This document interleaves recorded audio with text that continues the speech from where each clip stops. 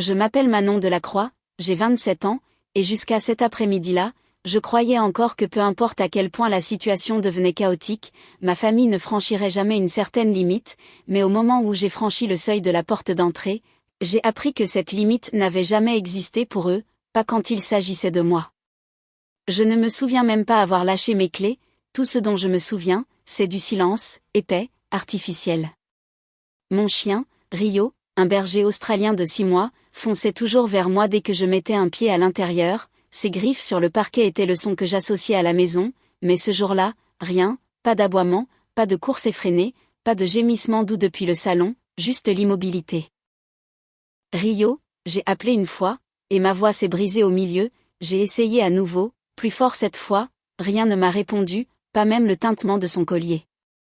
Une sensation glaciale m'a envahi la gorge alors que j'appuyais ma main sur le comptoir pour me stabiliser, puis je suis entrée dans la cuisine et j'ai trouvé ma mère debout, en train de remplir calmement le lave-vaisselle comme si c'était un mardi ordinaire. « Maman, où est Rio ?» ai-je demandé. Elle n'a même pas levé les yeux. « On l'a vendu, dit-elle d'un ton monocorde, les enfants de ta sœur avaient besoin de nouveaux téléphones, tu t'en remettras. » Je n'ai même plus respiré, pendant une seconde entière, mes oreilles ont bourdonné, j'ai pensé, espéré, avoir mal entendu. J'ai redemandé, plus lentement cette fois, forçant les mots à travers ma mâchoire serrée, et elle l'a répété avec désinvolture comme si elle me disait où elle avait mis le courrier, comme si mon chien, mon meilleur ami, n'était pas vivant, n'était pas quelqu'un que j'aimais, juste un objet, échangé contre des smartphones que mes nièces briseraient en 3 semaines.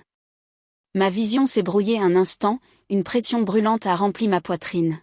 « Maman, tu as vendu mon chien. » Arrête d'être dramatique, Manon, il coûtait cher et les filles avaient besoin de téléphone. Quelque chose en moi s'est tordu si violemment que j'ai dû agripper la table pour empêcher mes mains de trembler, je me suis retournée et je suis sortie parce que si je ne le faisais pas, j'avais peur de ce que je pourrais dire ou faire. Mon père était dans le garage, en train de bricoler sa boîte à outils, il a levé les yeux quand je suis entrée. « Papa, où est Rio ?» Il a haussé les épaules. « Ta mère pensait que tu passerais à autre chose, les gamines voulaient ses téléphones. » J'ai senti quelque chose en moi se briser, pas bruyamment, pas comme un os qui casse, mais plutôt comme une corde effilochée depuis des années qui cède enfin. J'ai à peine réussi à atteindre ma chambre sans claquer toutes les portes du couloir. Le panier de Rio était vide, sa laisse pendait à la poignée de la porte, ses jouets avaient été jetés dans un coin comme des ordures qu'on avait oublié de sortir. C'est là que la vérité m'a frappée, pas seulement la colère, mais la clarté, ce n'était pas impulsif, ce n'était pas une erreur commise sous le coup de l'émotion, ils l'avaient planifié, ils en avaient discuté et ils avaient décidé que quelque chose que j'aimais, quelque chose de vivant, valait moins pour eux que la commodité de ne pas acheter eux-mêmes de nouveaux téléphones à leurs petits-enfants.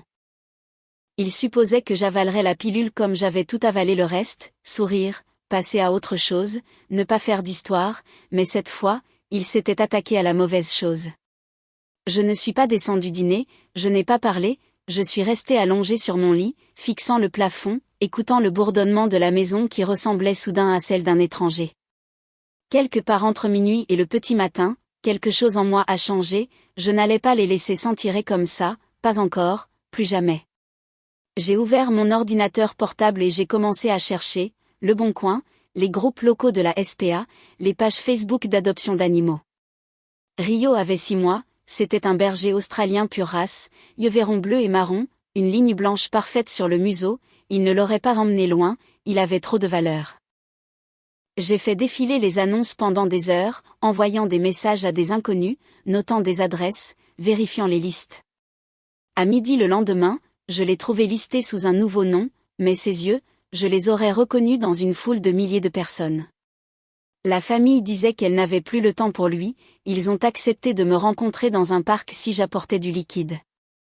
Je n'ai pas hésité, j'ai retiré de l'argent de mes économies, j'ai traversé la ville en voiture et quand je l'ai vu sur la banquette arrière de leur voiture, ses oreilles se sont dressées, sa queue battant follement, mon cœur s'est ouvert en deux, il s'est souvenu de moi avant même que je ne dise son nom.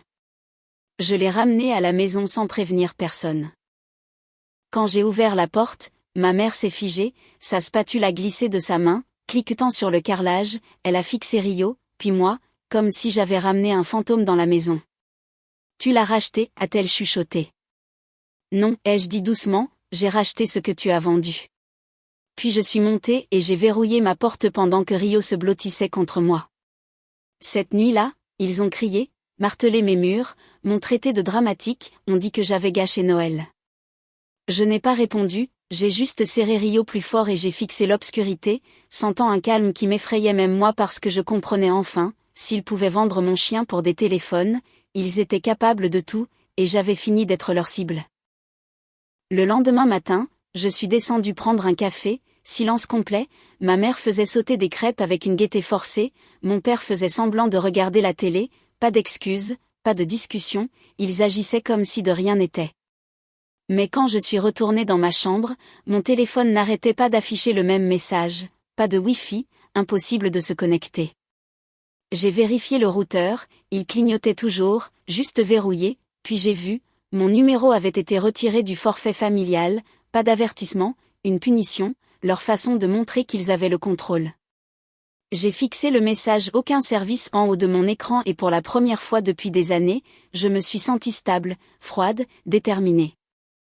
Ils pensaient que cela me briserait, mais ils avaient oublié quelque chose qu'ils n'auraient jamais dû négliger. Le compte bancaire joint qu'ils utilisaient pour payer toutes les factures était à mon nom, et j'en avais fini d'être leur porte-monnaie silencieux. Au moment où j'ai vu aucun service sur mon téléphone, quelque chose en moi s'est finalement tu, pas le genre de calme paisible, mais le genre qui précède un incendie de forêt. Mes parents pensaient que je descendrais en pleurant, en m'excusant, en suppliant pour avoir le mot de passe Wi-Fi, ils pensaient que m'exclure numériquement me rappellerait qu'ils contrôlaient toujours tout, mais ils avaient oublié la seule chose qu'ils n'auraient jamais dû oublier, le compte qu'ils utilisaient pour payer chaque facture, l'électricité, les courses, l'essence pour leurs 2 voitures, étaient à mon nom, pas au leur. Des mois auparavant, ma mère m'avait convaincue d'en faire un compte joint, c'est plus simple, ma chérie, avait-elle dit, pas besoin de te déranger chaque fois qu'on doit virer de l'argent pour la maison. Je l'avais cru parce que je la croyais toujours, mais alors que je fixais ce message d'absence de réseau, les souvenirs se sont aiguisés, 40 € par-ci, 60 € par-là, puis des centaines en frais Amazon, des abonnements auxquels je n'avais jamais souscrit, des frais de station-service pour une voiture que je ne conduisais jamais, des notes de restaurant dans des villes où je n'avais jamais mis les pieds. Et je me suis souvenu de la seule fois où j'avais posé des questions sur un prélèvement étrange, c'est pour la maison, Manon, n'en fais pas tout un plat. Il n'empruntait pas, il ne partageait pas, il se nourrissait de moi, et maintenant il me coupait les vivres comme si c'était moi la sangsue. Le calme en moi s'est transformé en clarté. J'ai ouvert mon ordinateur portable, je me suis connecté au compte joint et j'ai viré chaque centime vers un tout nouveau compte que j'ai créé en quelques minutes, puis j'ai supprimé entièrement leur accès. Quand j'ai appelé la banque pour signaler toutes les transactions non autorisées, le conseiller a dit que j'avais de fortes chances d'en faire annuler beaucoup. Entendre cela m'a fait l'effet d'une bouffée d'oxygène après des années à peine respirées. Je me suis penchée en arrière, fixant l'écran de mon ordinateur portable éclairé par la lumière de fin d'après-midi. Rio était recroquevillé sur mon oreiller, respirant doucement, ses pattes tressaillant dans un rêve, et j'ai pensé, il croyait vraiment qu'il pouvait me le prendre et que j'accepterais simplement. Pas cette fois. Je me suis levée, j'ai attrapé un sac de sport et j'ai commencé à faire mes bagages. Je n'ai pas laissé de mots, je n'ai pas claqué de porte, je ne me suis pas retournée, je suis simplement sortie de cette maison et j'ai conduit directement chez Camille, une collègue dont je n'étais même pas proche, mais elle avait toujours été gentille. Quelquefois après que je me sois plainte de ma famille, elle avait dit, si jamais tu as besoin d'un endroit, même pour une nuit, ma porte est ouverte. J'avais l'habitude d'en rire, mais ce soir-là, j'ai frappé à sa porte avec Rio à mes pieds et ma vie dans un seul sac. Camille n'a rien demandé, elle a juste dit, la chambre d'amis sera prête demain matin, pour l'instant, le canapé est à toi. Je me suis assise par terre avec Rio appuyé contre mes jambes, la pièce semblait chaude et inconnue, une sorte d'inconnu rassurant. Vers 23 heures, mon téléphone s'est allumé, j'avais installé une carte SIM prépayée, mais le Wi-Fi de Camille laissait passer les messages. Maman, où es-tu? Réponds-moi tout de suite. Papa, Manon, sois sérieuse, rentre à la maison. Ma sœur aînée, Chloé, tu fais tout ça pour un chien? Maman, encore, on s'inquiète, s'il te plaît, reviens juste. Pas une seule excuse, pas une seule reconnaissance de ce qu'ils avaient fait, seulement le désagrément, seulement le contrôle qui leur glissait entre les doigts. J'ai bloqué les notifications et ouvert un site de location immobilière. Si je devais me reconstruire, ce ne serait nulle part près d'eux. Le lendemain matin, une alerte est apparue, multiples tentatives de connexion échouées sur votre ancien compte bancaire, suivi d'un texto de ma mère. Qu'est-ce que tu as fait? Appelle-moi maintenant. Puis, c'est ridicule, Manon, arrête d'agir comme une enfant. J'ai éteint mon téléphone. Au 3e jour, il perdait pied, je pouvais presque imaginer la panique dans la cuisine, ma mère faisant les 100 pas, mon père rouge de colère, ma sœur faisant semblant de ne jamais s'être impliquée. Les messages devenaient plus méchants, plus frénétiques, plus arrogants. Mon père, on ne fuit pas la famille, ce n'est pas comme ça que les adultes gèrent les problèmes. Ma sœur, tu nous as volé de l'argent, tu as vidé le compte, c'est dégueulasse. J'ai ri à voix haute. Volé? Le compte était à moi, ils l'avaient vidé pendant un an comme si c'était leur portefeuille personnel.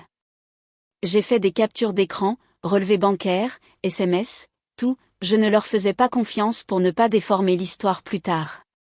Puis les appels de la famille éloignée ont commencé. Tante Corinne, le courrier des commérages de la famille, j'ai entendu dire qu'il y a un drame, peut-être qu'on devrait tous s'asseoir ensemble. J'ai demandé, sais-tu qu'ils ont vendu Rio? Elle a soupiré, eh bien, ils pensaient que ça aiderait les petits-enfants. Et cela m'a dit exactement où elle se situait. Clic, puis j'ai passé un autre appel à quelqu'un qu'il n'attendait jamais, tante Béatrice, la sœur aînée de ma mère, calme lors des réunions de famille, tranchante quand elle parle, une femme qui se souvient de chaque affront et ne craint personne, surtout pas mes parents. Elle a décroché à la 2e sonnerie. Béatrice, c'est Manon. Je lui ai tout dit, chaque détail sordide, je n'ai pas adouci un seul mot. Elle a écouté en silence, puis a dit juste 2 choses, fais tes valises, viens chez moi, je m'occupe du reste. Quelque chose dans son ton m'a fait froid dans le dos, mais pour une fois, ce n'était pas de la peur. Ce soir-là, j'ai serré Camille dans mes bras, je l'ai remerciée 100 fois, j'ai chargé Rio sur la banquette arrière et j'ai conduit vers le seul endroit où mes parents n'oseraient jamais me suivre. La maison de Béatrice se trouvait derrière un mur de vieux arbres, calme et acéré comme elle. Rio a couru à l'intérieur comme s'il savait qu'il était en sécurité. La chambre d'amis attendait déjà, lit fait, serviette pliée, un bol d'eau propre pour Rio. Béatrice n'a pas demandé si j'allais bien, elle n'en avait pas besoin. Au lieu de cela, plus tard dans la soirée, elle a passé un seul coup de fil depuis la cuisine, sa voix était basse, coupante comme un rasoir. Nous devons parler en personne, et n'apportez pas vos excuses, je ne suis pas Manon. Je ne pouvais pas entendre l'autre côté, mais je savais qu'elle parlait à mes parents. Béatrice était l'option nucléaire, et maintenant ils allaient découvrir ce que cela signifiait. Béatrice n'a rien dit le lendemain matin, elle n'avait pas à le faire, il y avait une lourdeur dans l'air, le genre qui s'installe avant qu'un orage n'éclate. Elle m'a tendu une tasse de thé, ses yeux fixés quelque part au-delà de la fenêtre. Ne prévois rien après le déjeuner, dit-elle simplement. C'était tout, j'ai hoché la tête, je n'ai pas posé de questions, les questions semblaient inutiles, Béatrice ne parlait que lorsqu'elle avait déjà pris une décision. Alors que Rio dormait sur mes genoux, j'ai passé la matinée à faire défiler les annonces de location loin de ma ville natale. Plus je restais avec Béatrice, plus je réalisais quelque chose que je ne m'étais jamais permis de voir clairement. La famille ne devrait pas vous faire peur, la famille ne devrait pas vous faire sentir petit, la famille ne devrait pas vous faire sentir comme une propriété. À 13 heures précises, Béatrice a enfilé son manteau, a attrapé un dossier épais et a dit « Garde ton téléphone près de toi ». Puis elle est partie. Elle a été absente pendant plus d'1 heure, peut-être plus, assez longtemps pour que mon estomac se torde de possibilités, assez longtemps pour que je continue de jeter un coup d'œil par la fenêtre même si je savais qu'elle ne reviendrait pas accompagnée. Quand elle est finalement revenue, elle a posé ses clés sur la table avec un calme qui semblait délibéré. Mon téléphone a immédiatement vibré, puis encore, puis sans arrêt. Maman, tu n'avais pas besoin de mêler Béatrice à ça. Ma sœur, waouh, très mature, Manon. Papa, réponds à ton téléphone, on doit parler. Je n'ai pas répondu, à la place, j'ai regardé Béatrice. Elle a porté sa tasse à ses lèvres. Ils sont embarrassés. Bien. Mon pouls est accéléré. Qu'est-ce que tu as fait? Elle a eu un petit sourire en coin, un sourire tranchant qui portait des décennies derrière lui. Je leur ai rappelé ce qui arrive quand ils croisent quelqu'un qui se souvient de tout. Plus tard, j'apprendrai toute l'histoire. Béatrice était entrée chez mes parents sans frapper, elle avait tout étalé sur leur table de cuisine, une pièce documentée à la fois, le chien qu'ils avaient vendu, l'argent qu'ils avaient siphonné, le wifi et le téléphone qu'ils avaient coupé, la manipulation, le sentiment que tout leur était dû, la façon dont ils me traitaient comme une servante plutôt que comme une fille. Quand ma mère a ouvert la bouche pour se défendre, Béatrice l'a fait taire avec une seule phrase, « Ne t'embête pas à mentir, je ne suis pas Manon ». Elle a aussi mentionné quelque chose que je ne savais même pas qu'elle savait, les travaux non déclarés de mon père dans le garage l'année dernière, un projet pour lequel il ne voulait absolument pas que les autorités soient impliquées. Ce fut le moment où la maison devint silencieuse. Mais bien sûr, leur conclusion n'était pas « nous avons blessé notre fille », non, c'était « Manon a monté quelqu'un contre nous ». Cette nuit-là, une autre alerte a allumé mon téléphone, tentative de connexion échouée sur votre nouveau compte bancaire, suivie d'une demande de paiement Lydia de mon père, 200 € pour les dépenses que tu nous dois. Je l'ai fixé un moment, puis j'ai ri, un long rire à bout de souffle qui ressemblait à quelque chose qui se libérait enfin dans ma poitrine. Ils avaient vendu mon chien, volé mon argent, m'avaient coupé de tout, manipulé, traqué, puni, et ils voulaient encore que je les paie. J'ai refusé la demande et je l'ai bloqué, juste comme ça. Le lendemain matin, j'ai visité un appartement à 40 minutes de là, rien d'impressionnant, des murs tachés, un réfrigérateur bruyant, une lumière de cuisine qui clignotait, mais il acceptait les chiens, et plus important encore, c'était le mien. J'ai signé le bail. Quand je l'ai dit à Béatrice, elle a hoché la tête avec approbation. Bien. Assure-toi qu'ils n'obtiennent jamais ta nouvelle adresse. Le jour de l'emménagement semblait irréel, j'ai monté mon unique sac de sport dans les escaliers, Rio trottinant à mes côtés, la queue remuant régulièrement. Mon téléphone a vibré encore et encore, 19 appels manqués. Maman, tu n'as pas à vivre comme ça, rentre à la maison. Papa, tu aurais dû nous parler d'abord. Ma sœur, on ne mérite pas ça, tu agis comme une folle. Folle parce que j'étais enfin partie. Je les ai tous bloqués. Rio s'est installé sur le matelas emprunté avec un soupir si doux qu'il m'a presque fait pleurer. L'appartement n'était pas beau, mais je ressentais quelque chose que je n'avais pas ressenti depuis des années, la paix. Quelques jours plus tard, Béatrice a appelé. Tes parents sont passés, a-t-elle dit, ils ont apporté une tarte, on fait semblant de s'en soucier.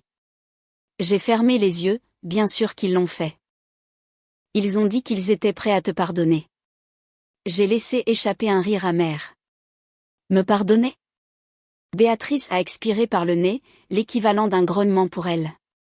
Je leur ai dit que tu n'avais pas besoin de leur pardon, et que s'ils t'aimaient ne serait-ce que la moitié de ce qu'ils aimaient te contrôler, rien de tout cela ne serait arrivé. J'ai appuyé une main sur ma poitrine. Merci.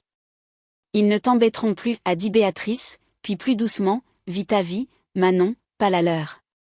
Une semaine a passé, puis une enveloppe est apparue à ma porte, pas d'adresse de retour, mais j'ai reconnu l'écriture instantanément, celle de ma mère. La lettre à l'intérieur était théâtrale, tachée de larmes, pleine de phrases comme « Tu comprendras quand tu auras des enfants, nous avons fait des erreurs, mais tu réagis de manière excessive, rentre à la maison et on oubliera tout ça. » Pas une seule excuse, pas une seule reconnaissance de ce qu'il m'avait pris, pas un seul moment de responsabilité, juste une supplique pour retourner au rôle pour lequel j'avais été dressée. J'ai plié la lettre, je l'ai glissée dans l'enveloppe et je l'ai mise dans un tiroir, pas parce que je voulais la garder, mais parce que je voulais me souvenir. Me souvenir de ce à quoi j'avais échappé, me souvenir de ce à quoi j'avais survécu. Cette nuit-là, Rio s'est blotti sur ma poitrine, son souffle chaud contre mon cou, et j'ai passé mes doigts dans la fourrure douce derrière son oreille. Il pensait qu'il pouvait te prendre à moi, ai-je chuchoté, mais il ne savait pas qui j'allais devenir à cause de ça. Dans le calme de ce petit appartement, éclairé seulement par une lumière de couloir vacillante, j'ai réalisé quelque chose qui allait façonner le reste de ma vie. Quand j'ai arrêté de les laisser m'utiliser, ils ont arrêté de m'aimer, et cela signifiait qu'ils ne m'avaient jamais aimé du tout. Pas la vraie moi, pas la moi qui s'est enfin levée, pas la moi qui a refusé de se briser. Je ne reviendrai pas en arrière, plus jamais.